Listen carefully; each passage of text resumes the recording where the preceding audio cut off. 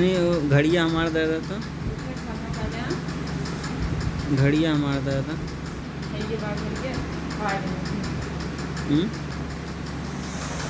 उठाया ना, ये वीडियो रिकॉर्ड करता है।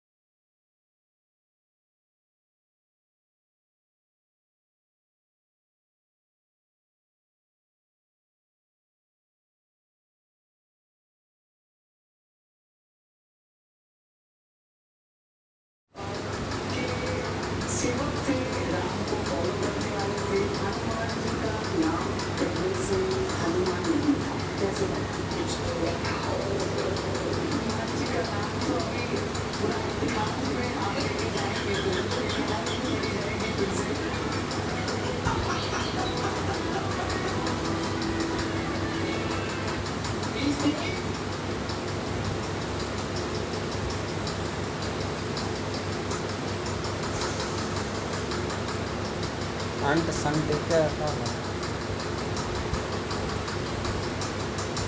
Before is a swivel. है? Before is a swivel. Understand before is a swivel. कहाँ SSC लिखा है? It's a swivel. कहाँ लिखा है? अच्छा।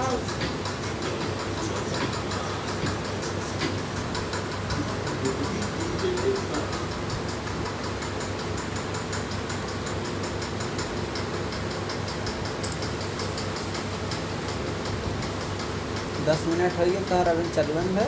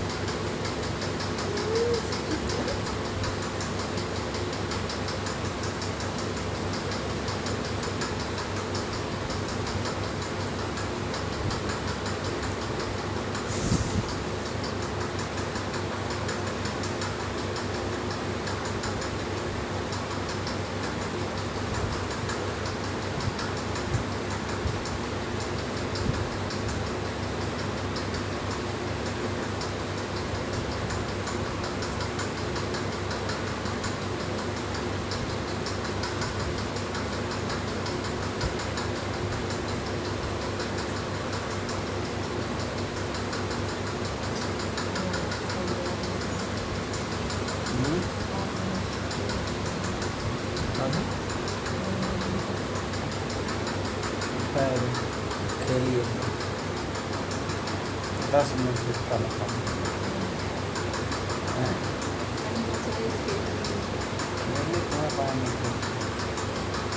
बाहर वीडियो चला तो देखा था खाए पी भैया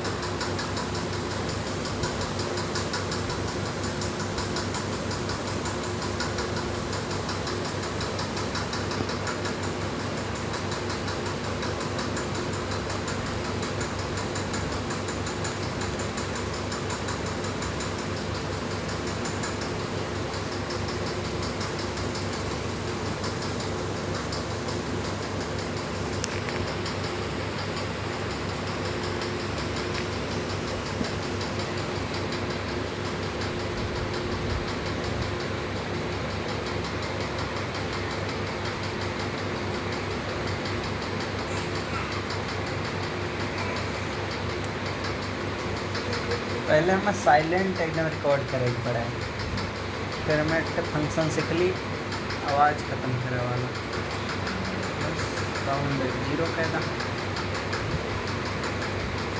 साउंड को ना डाल तुम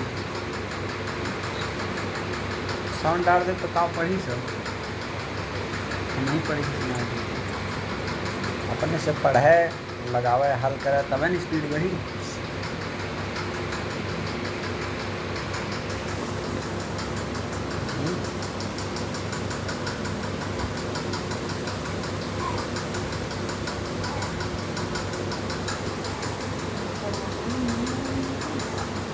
सब देखा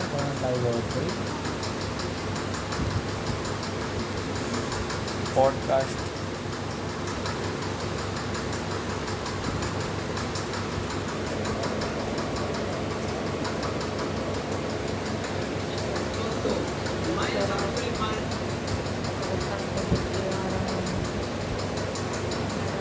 कै बजे बतौले रहना हो मारतंड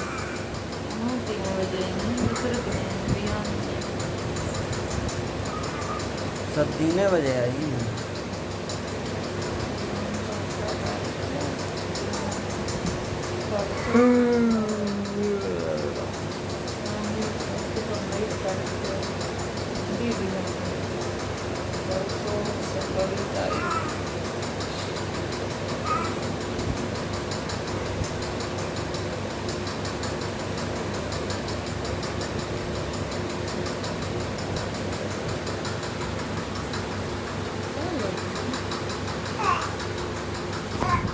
बार हिंदी इंग्लिश दोनों रिकॉर्ड कर रखा हूँ।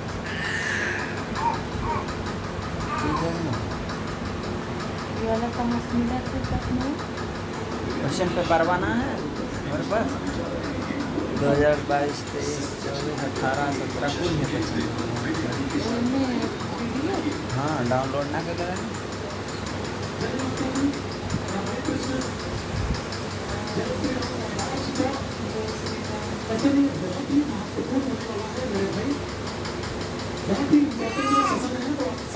जल्दी से हमारे साथ जुड़ जाए। सबसे पहले नमस्कार दोस्तों, सलाम अलैकुम मेरे भाई, जय हिंद जय भारत। और शुरुआत करेंगे आज के सेशन का। बहुत ही धुआंधार ये सेशन होने वाला है। जो आप हमसे उम्मीद रखते हैं, शिमला इंस्टीट्यूट से आप उम्मीद रखते हैं, मैं इस पूरी उम्मीद क्या लगे हो बेटा? और करने का पूरा प्रयास करूंगा। क्या लगे हो आप? अरे डेवलपमेंट और पेडागॉजी का जो डर है, जो आपके मन में बहुत सारे कॉन्स्टिट्यूशन है कि शिमला इंस्टीट्यूट हमें वो दे, पहले खाली हिंदी रिकॉर्ड कर लेंगे, तो मैं उन सभी हिंदी अंग्रेजी आपके दोनों उम्मीदों रिकॉर्ड पर खरा उतरने का पूरा प्रयास करूंगा। मेरे पूरी मेहनत और पूरी ताकत के साथ आज के सेशन पूरा का पूरा जितना भी पीडीएफ मैटर है हमारा, वो मैंने तैयार किया है। आपके इस प्रीवियस पेपर जितने भी प्रश्न हैं, उन प्रश्नों के आधार पर मैंने आज के सेशन का पूरा जितना भी आपको मैटर हम प्रोवाइड करने वाले हैं, वो सब उसी पर आधारित होंगे। और मैं उम्मीद करता हूँ कि अगर आप इस पूरे सेशन को सही ढंग से पढ़ते हैं, सही ढंग से समझते हैं, मैं आपकी परीक्षा में आपको खूब ढेर सारा लाभ मिलने वाला है। दोस्तों जल्दी से जुड़ जाइए। सेशन को सभी लोग एक बार लाइक कर दीजिए, शेयर कर दीजिए अपने दोस्तों को। मैं पहले आपको बता दूं कि इस सेशन में जितना भी मैटर है, उसमें आपकी बहुत ज़्यादा डिमांड थी कि सब थ्योरेटिकल मैटर पहले पढ़ा लिया जाए। तो क्वेश्चन की संख्या कम है, क्योंकि बहुत सारे क्वेश्चन हम लोग पिछले तमाम सेशन में करते हुए आ रहे हैं। अभी मैंने पिछले कुछ सेशनों में आपको जीन वाइगॉस्की, कोहलबर्ग और ऐसे तमाम थिंकर को मैंने पढ़ाया है। तो दोस्तों जल्दी से हमारे साथ अब लोग जुड़े और फिर आज का सेशन शुरुआत करते हैं। माता रानी से हमारा यही प्रार्थना है कि हमारी इस मेहनत को सफल करें। आप सभी विद्यार्थियों की जो उम्मीद है, उस उम्मीद को हम सफल करें। आप परीक्षा में ढेर सारा नंबर प्राप्त कर पाएं। तो गुरु के जो बाल विकास के 15 नंबर है, उस 15 नंबर क्योंकि आदरणीय आशीष सर ने आपको समावेशी शिक्षा और अधिगम ये सारे टॉपिक उन्होंने कवर किए। तो शुरुआत के जो 15 नंबर का टॉपिक है, जो ये थिंकर वगैरह का टॉपिक है, वो थिंकर के टॉपिक को हम शुरुआत कर रहे हैं। तो शुरुआत करते हैं आज के सेशन का और आगे बढ़ते हुए चल रहे हैं। राधा रानी के चरणों में हम लोग प्रार्थना करते हैं कि हमारा पढ़ाया सफल हो और आपका पढ़ाना सफल हो। और फिर आज का सेशन प्रारंभ होता है। तो चलिए जय राधा रानी और जय सरकार की शुरुआत करते हैं आज का सेशन। और शुरुआत करते हैं सबसे पहले हम पॉजिटिव और नेगेटिव टैग से। तो दोस्तों सभी लोग अपने पास पेन और कॉपी रखेंगे, क्योंकि पेन और कॉपी रखना इसलिए आपके लिए इम्पोर्टेंट है क्योंकि बहुत सारे शब्द तो आपको पता होगा, लेकिन बहुत सारा शब्द आपको परेशान भी करेगा, जो नए भी मिलेंगे और पेपर में दिखाई पड़ेंगे। पॉजिटिव और नेगेटिव टैग से हमारी शुरुआत करेंगे आज के सेशन का। ये पॉजिटिव और नेगेटिव टैग हम आपको बताने वाले हैं, पढ़ाने वाले हैं। और ऐसे जनरल सी चीजें आपको दिखा दें कि पूरा मैटर देखें, पूरा स्लाइड अगर आप देखना चाहें तो आप जनरली आप देखेंगे तो बहुत सारे पॉइंट आपके साथ लेकर उपस्थित हुए हैं, जो चित्रों के माध्यम से आप बहुत ज़्यादा कठिनाई महसूस करते हैं। निपुणता मुखी क्या होता है, मास्टरी ओरिएंटेशन क्या होता है, परफॉर्मेंस अप्रोच ओरिएंटेशन क्या होता है, फेलियर अवॉइडेंस ओरिएंटेशन क्या होता है, यहाँ से कैसे प्रश्न आते हैं, हम इसको बताने वाले हैं।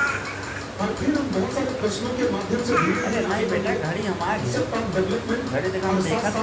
कॉन्सेप्ट ऑफ डेवलपमेंट के साथ साथ डेवलपमेंट क्या है, बड़ा हो गया तो घड़ी और चाहिए। सारे बिंदुओं को हम आपको सिखाने वाले हैं। तो चलिए आइए शुरुआत करेंगे। ये रहा पहला स्लाइड आपके सामने, फर्स्ट स्लाइड आपके सामने और फर्स्ट स्लाइड से हम शुरुआत करते हैं।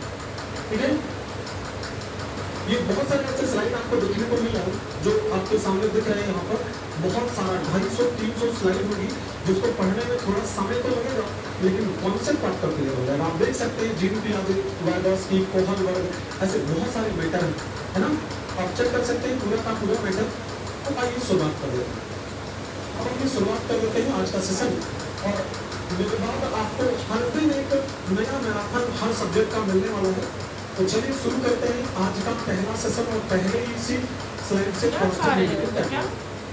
देखो बेटा, जब भी कभी भी आपको ये सब शब्द मिले, आपको कभी भी मास्टरी ओरिएंटेशन मिले तो आप मानिएगा कि प्रश्न में पॉजिटिव है।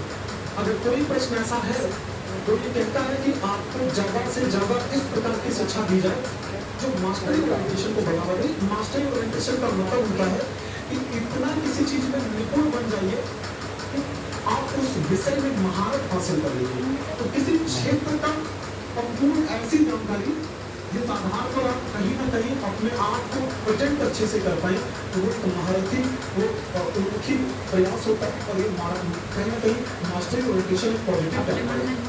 अरे कभी कंस्ट्रक्टिव शब्द आ जाए तो कंस्ट्रक्टिव का मतलब ही होता है चीजों को निर्माण करना। अगर आपको कभी भी प्रश्न ऐसा दिखे जहाँ पर कुछ नया निर्माण करने की बात कर रहा है, खोज करके सीखने पर बन रहा है, तो वो हमेशा क्या होगा, वो पॉजिटिव होगा। ऐसे ऑप्शन को हमेशा टिक करोगे, सही करोगे, ऑप्शन में कहीं मिल जाए। अच्छा, कभी एक्टिव लर्निंग को बढ़ावा देना तो आपको हमेशा सक्रिय अध्ययन को बढ़ावा देना है, ना कि आप कभी पैसिव को बढ़ावा देंगे। कभी भी आप निष्क्रिय अध्ययन को बढ़ावा नहीं देंगे। इस समझे में क्रिटिकल थिंकिंग मिले तो क्रिटिकल थिंकिंग एक पॉजिटिव वर्ड है। जिस ऑप्शन में आपको क्रिटिकल थिंकिंग जहां जिस प्रश्न में देखे आपको उसको टिक कर देना है, वो आपका ऑप्शन सही होगा। त्रुटियां और भ्रांतियां कभी कभी लोग गलत मानते हैं, लेकिन त्रुटियां हमारे सीखने का एक हिस्सा है। और हमारे जितने दस्तावेज हैं वो सब कहते हैं कि त्रुटियां हमारे लिए कहीं ना कहीं महत्वपूर्ण है। जब हम गलती करेंगे तभी हम कुछ नया सीखने का प्रयास करेंगे, उन कमियों को जानने का प्रयास करेंगे, तो अपने आप निदानात्मक और उपचारात्मक शिक्षा वहाँ सम्मिलित हो जाएगा। इसलिए आपको इसको यूज करेंगे। फ्लेक्सिबिलिटी लिखा है, लचीलापन। देखिए, हमेशा जितने भी दस्तावेज हैं, आप चाहे आपका नेशनल करिकुलम फ्रेमवर्क 2005 हो, चाहे आप 2022 देख लीजिए, या और कोई दस्तावेज आप देखें, हर दस्तावेज आपसे यही कहता है कि हमेशा लचीलापन होना चाहिए। बैठने की व्यवस्था में, पाठ्यक्रम में, शिक्षण विधियों में, इन सब में हमेशा फ्लेक्सिबिलिटी होनी चाहिए। जब कभी फ्लेक्सिबिलिटी मतलब लचीलापन, तो हमेशा आपकी पूरी मीनिंग निकाल कर सीखने की बात, किसी का अर्थ समझकर सीखने की बात हो, तो हमेशा मीनिंगफुल लर्निंग एक पॉजिटिव टैगवर्ड के अंतर्गत आता है। और सारे टैगवर्ड हैं, लेकिन आप नेगेटिव भी देखते चलो। तो बहुत उछलू है प्रतिभा बहुत बार मिला है आपके प्रीवियस पेपर में अपने आप रिकॉर्ड होता है। मेंटल सेट लिखा हो, उनका काली मेंटल सेट और रिस्पॉन्स सेट मिले तो बेटा उसे नेगेटिव मानना। अभी हम प्रश्न नहीं सॉल्व कर रहे हैं, बस आपको जनरल चीजें आपको बता रहे हैं। अभी फंक्शनल फिटनेस की बात करें, कभी ये काली है ना, स्थिरता, वैसे फंक्शनल फिटनेस में तुम फिर कहाँ समझ में आ रहा? ऐसा कोई फंक्शन जो फिक्स्ड हो, जो हर जगह एक ही तरीके से चीजों को अप्लाई करके समस्या समाधान करने पर बल दे, हमेशा वो होता है फंक्शनल फिटनेस। और नेगेटिव टैगवर्ड होता है। आप कहीं ना कहीं इसको ध्यान से इना लगन कि हमारा आंसर अजीब है। जो नहीं आता होगा उसको आप नोट कर लेंगे। कंक्लूजन की बात करें, जैसे अजम्पशन है, किसी चीज पर आप कोई धारणा बना लेते हैं, कोई धारणा आराम ऐसी से कोई धारणा रिकॉर्ड होता है। कि आप किसी भी कार्य को नहीं कर सकते, ऐसा नहीं है। अगर आप किसी भी चीज में प्रयास आंसर गलत करेंगे रहेगा तो सफल होंगे, लेकिन किसी चीज के ऊपर गलत रहा है। assumption बना लेना एक नेगेटिव टैगवर्ड के अंतर्गत आएगा। ये समस्या समाधान में बाधा उत्पन्न करने वाला है, जो हमारा अजम्पशन होता है। बिहेवियरिज्म मैंने बहुत बार आपको क्लास में बताया है कि जब भी व्यवहारवाद को बढ़ावा देगा तो व्यवहारवाद एक नेगेटिव है। निष्क्रिय अध्ययन को भी नहीं बढ़ावा देना है। अगर कहीं मानक या मानकीकृत मिल जाए तब भी वो नेगेटिव है। बहुत पूछा गया, बहुत इंपॉर्टेंट है, मानक या मानकीकृत को बढ़ावा नहीं देना है। यदि भी कोई चीज रिजिड हो तो रिजिड को भी बढ़ावा नहीं देना है, तो ये भी एक नेगेटिव टैगवर्ड है। तो देखो, ये नेगेटिव टैगवर्ड है, ये पॉजिटिव टैगवर्ड है। तो और आप देखते हुए चलो, और आप समझते हुए चलो, और नेगेटिव पॉजिटिव टैगवर्ड को देखिए और समझिए। देखो, अगली नेगेटिव और पॉजिटिव टैगवर्ड की बात, समावेशी शिक्षा के अंतर्गत बच्चों को शिक्षा प्रदान करने पर बल दिया जाए, और बिल्कुल दिया जाए। समावेशी शिक्षा पॉजिटिव टैगवर्ड। समानुभूति और सहानुभूति दो शब्द आता है, एक आता है इम्पैथी, एक आता बेटा सिंपैथी। तो हमेशा इम्पैथी को बढ़ावा देना, सिंपैथी को बढ़ावा नहीं देना। जैसे कोई विकलांग एक बच्चा आपके विद्यालय में प्रवेश करे तो आप उसके साथ कभी भी सिंपैथी को दिखाइए। जैसे कोई क्रिकेट के मैदान में खेलना चाहता है तो आप बहुत सिंपैथी दिखा रही है कि अरे बेचारा ये तो बहुत ज़्यादा दिव्यांग नहीं, कैसे खेल पाएगा।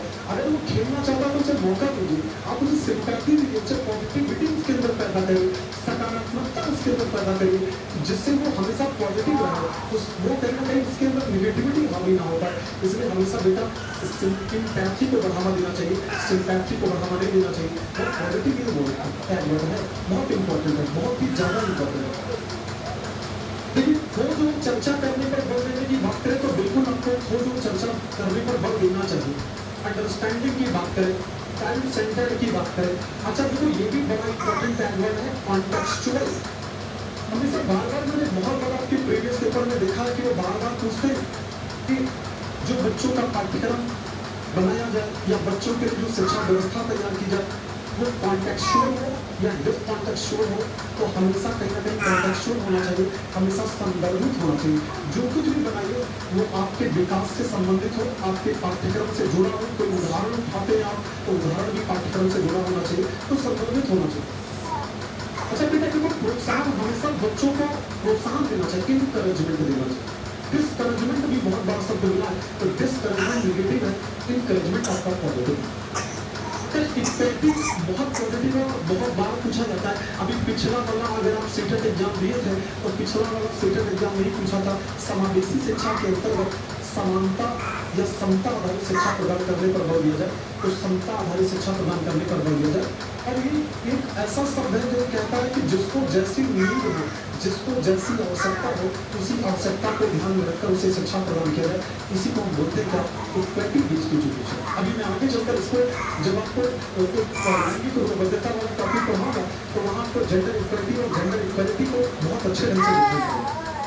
अच्छा देखो फॉर्मेटिव है मेरे दोस्त, तो संरचनात्मक, और आपको मैंने कहा है कि हमेशा चाहे मूल्यांकन की बात करें है ना, तो मूल्यांकन में भी हमेशा फॉर्मेटिव इवैल्यूएशन को बढ़ावा देना है। फॉर्मेटिव ही हमारा पॉजिटिव टर्म है, ये पॉजिटिव है।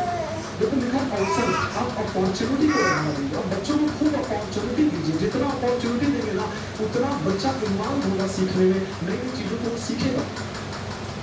लेकिन देखो ड्रिल शब्द आ जाए, देखो बहुत बार आया है कि प्रीवियस पेपर में ड्रिल आया है, तो ड्रिल और प्रैक्टिस गलत होता है। देखो ड्रिल क्या होता है ना कि एक ही चीज को बार बार दोहराने पर बल देता है, तो बार बार जब दोहराने पर बल देगा तो नेगेटिव है। और ये इंपॉर्टेंट टैग वर्ड है, ध्यान रखेगा, बहुत आपके पेपर में देखने को मिलता है।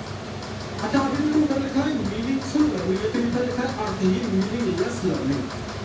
मीनिंगफुल को बढ़ावा देना है लेकिन मीनिंगलेस को बढ़ावा नहीं देना। अभी देखो सेग्रेगेशन की बात करें, लेबलिंग की बात करें, बहुत पूछा जाता है, बड़ा इंपॉर्टेंट है। आप देखिए बहुत इंपॉर्टेंट टैग वर्ड है। आप देखिए कभी भी सेग्रेगेशन और लेबलिंग की बात की जाए ना बेटा, तो सेग्रेगेशन और लेबलिंग को बढ़ावा नहीं देना।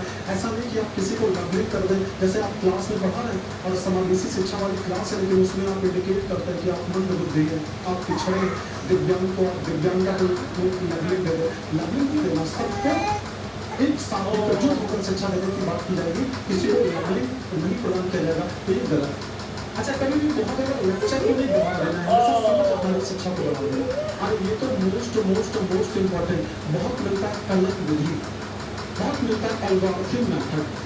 एल्गोरिथम मेथड ना मेरे भाई, ऐसा नहीं कि बहुत पॉजिटिव, एल्गोरिथम मेथड भी एक ऐसा तरीका होता है जो किसी समस्या को समाधान करने को एक ही तरीकों को बढ़ावा देने पर ज़्यादा जोर देता है। ये भी नेगेटिव टैग वर्ड करता है।